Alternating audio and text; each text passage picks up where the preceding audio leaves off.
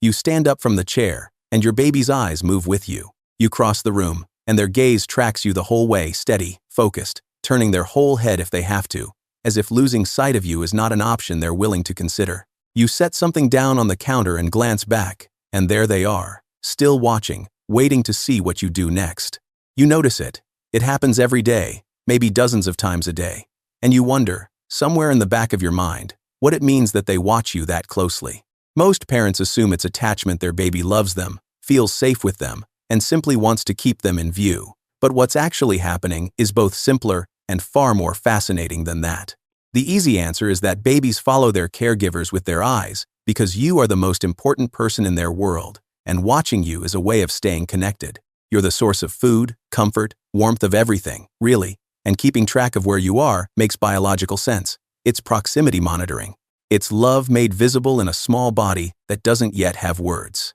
And that's not entirely wrong, but it only explains part of the picture. Because researchers who study early development have been asking a more specific question, not just what triggers this behavior, but what it's actually doing for your baby's developing brain. Why does eye tracking appear so early within the first weeks of life? Why is it so specifically tuned to people rather than other moving objects? And what is the brain building, in real time, each time those eyes lock on and follow you across the room?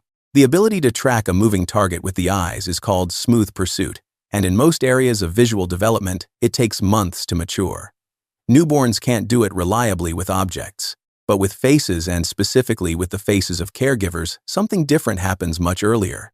Research from the University of Uppsala in Sweden, published in 2016, used high-speed eye tracking to study newborns in the first days of life. What they found was that infants, as young as 2 days old, show measurably more sustained and accurate gaze following when tracking a human face than when tracking a non-social stimulus of equivalent size, speed, and contrast.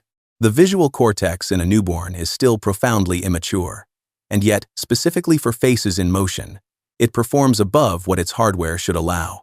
The researchers concluded that face tracking in newborns is not a general visual skill. It is a socially targeted system, tuned from birth to prioritize the thing the developing brain needs most, a consistent, responsive other person to lock onto.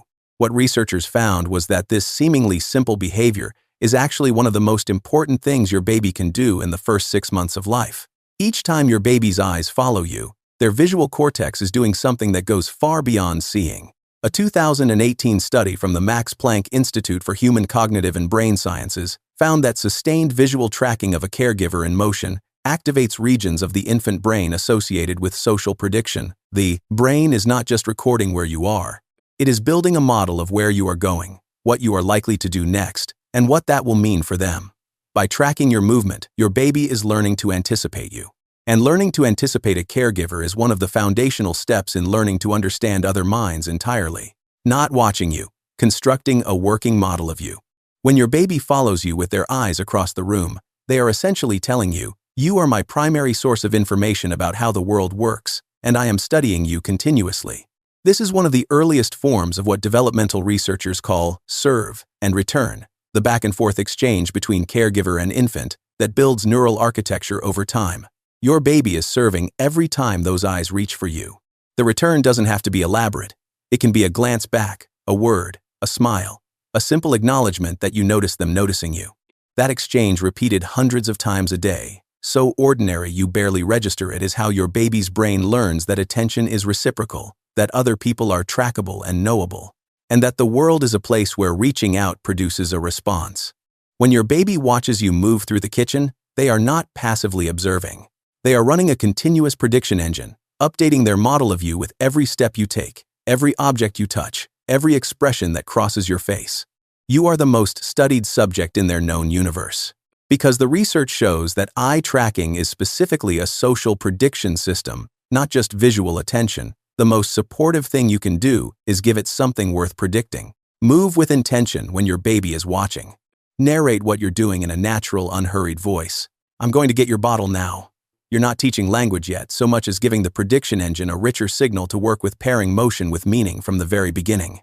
Because sustained visual tracking activates social cognition, not just vision, try to honor the moments when your baby is clearly watching you by returning their gaze before you move away.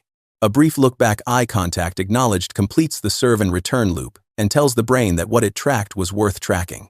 Because this behavior is most active in the first 6 months and gradually shifts as other social tools come online, the window when your simple movement through a room is genuinely formative is shorter than it feels.